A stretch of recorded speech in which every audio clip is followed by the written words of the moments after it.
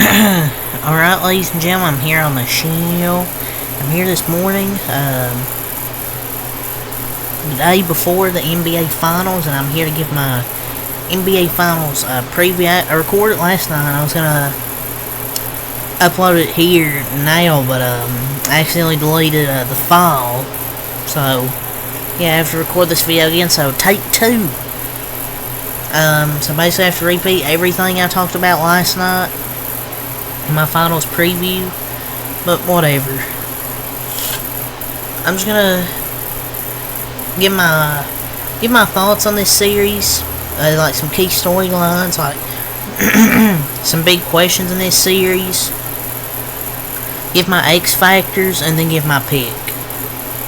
So yeah, I'm pretty excited for this NBA Finals. Dallas has had a tougher road to get here than the Celtics, but the Celtics don't control injuries. They're the best team in the East, though, by far. But it's not like it's some great run, because they were expected to get here. I didn't expect the Mavericks to make it. But it's going to be a great series, man. I mean, Luka. You have Luka and Kyrie, the two stars for the Mavericks, and then the stars for the Celtics, you know, with Jaylen Brown, Jason Tatum. Then you have the role players there with Derek Brown, Drew Holiday for the Mavericks with P.J. Washington, and then your big men with Daniel Gafford and Derek Lively. It's gonna be a good series. But so let's get into the preview here. Really, is Boston destined to raise that 18th banner? A white legend of Luka Doncic continue to grow. And 3 grueling rounds of playoff basketball. The Mavericks and Luka, they're set to make their much anticipated debut on the sport's biggest stage. On the other side awaits the Celtics, who I believe that from what I think they participate in the postseason. Regardless of their path to the finals, this should be a match for the ages. Boston has a starting 5 filled with all-star quality players, while Dallas is spearheaded by the two-headed monster with role players that perfectly complements that lethal duo. So let's get to the key storylines here. When I get to the big questions, I'll quickly go through that because I don't want to make like a 10-minute video like I did last night. I was talking about 3-point attempts. I think this will be a big factor. Boston was the most prolific 3-point shooting team during the regular season, and that's continued. In the playoffs, 43.8% of their shots have come from deep, which is the highest rate among all clubs. I mean, they have a lot of good 3-point shooters, but it doesn't really come as a surprise. And Dallas, meanwhile, has conceded a mediocre 35.7% of opponents' shots from beyond the arc. It really shouldn't be that surprising that the Mavericks' defensive identity comes more from their elite rim protection. Opponents are shooting a measly 59.4% around the basket, a rate that would have been the best percentage of the regular season. However, they haven't played a 5-out team like the Celtics yet.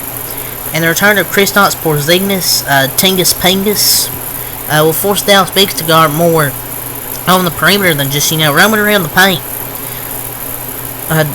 With their rim protection, they're going to have to guard out there with Tingus Pingus.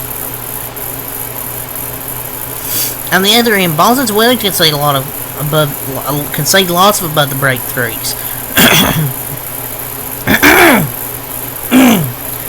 But they're great at limiting corner attempts. Nice. 6.9% of opponents' shots come from there, which is the lowest percentage among postseason teams. Dallas also shoots a ton from the corner, 13%. First, a bunch come from role players such as P.J. Washington, Derek Jones Jr. So is Boston willing to sag off to protect the rim? I guess we'll find out in Game 1. I mean, the way they've been shooting, especially from that corner, I don't know if you want to leave them open just to sag off of them. I would say the transition battle is another key thing to watch. I'm a skeptic of the Celtics, and one of my skeptics really is often points to their half-court offense as their Achilles heels, as they have a... what's the word? They rely on... and they have a thing to rely on low percentage shots under pressure.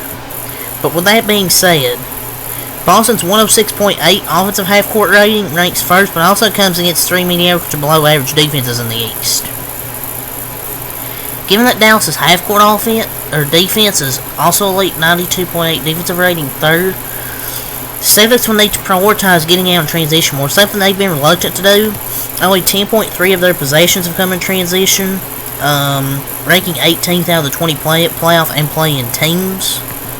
And the number is even more surprising considering that Boston's second in defensive rebounding rate at 78.4% and first in defensive free throw rate, like just 11.5%. Dallas also has a free throw rate of 21%. So that's another matchup to monitor. It's a free throw advantage. Just simply put, they've got plenty of chance to push the pace after regaining possession from a miss, and opponents don't have opportunities to set their defense either. Given the lack of trips they make to the line, if Celtics want to keep up with them, they'll need to run more. Because Dallas is not a great transition defense. 14.1% deep possessions, 13. But yeah, last one, just quick offensive rebounding and second chance points. Along with being an elite defensive rebounding team, Boston is also first and second chance points. Allowed at just 8.3, but they'll be challenged against the Mavs' big front line. Among every team that made past the first round, Dallas is second in offensive rebounding rate at 29.8%, and second chance points per game, 13.4 second chance points per game. So the Mavs will have an even harder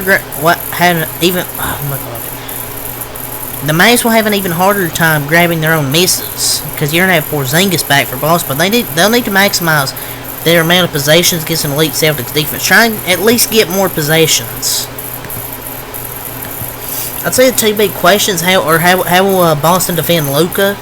Like, who will they have on him? I'm pretty sure they'll have Jaylen Brown as their initial assignment, but I feel like they'll throw multiple guys at Luka. I don't think there's one guy that can specifically stop Luka. You're just going to have to try and limit him and try and make somebody else beat. You might try and limit him and Kyrie. Try and make one of their other guys beat. And I think for Dallas, I guess the big question is how will they adjust to Porzingis, like his gravity. Because they'll actually have to come out and guard him. Like the centers, they haven't had to come out and guard him. But they'll have to come out and guard Porzingis. Because he can actually shoot the three. And his rim protection is elite as well. Like only 28%, or like only 28% of shots have come around the basket. The Celtics also need to adjust their offensive identity. Only 29% of their shots have come around the basket. So they shoot a lot of perimeter shots. So with Porzingis, they'll have to attack the paint more. But it's going to be tough against the Mavericks, though. I'd say the X factors for me for this series for the Mavs is Maxi Kleber. Because he can shoot the three. A known three-point threat. And defensively, like, he can switch. He's not, like, Derrick Jones Jr. is quick and longer than you expect. But he can something to make them more switchable at times. Because I think he's more mobile than, say, Daniel Gafford. And for the Celtics, I'll say Jason Tatum. He's come up clutch for once in the playoffs, in the finals. And I'll say my pick is Mavs in 7. So, yeah, that's my pick. Luka wins his first ring. But, yeah, leave a like, comment, subscribe for more. Until next time, I'm Michael Light, and I'll see you guys Thursday for Game 1.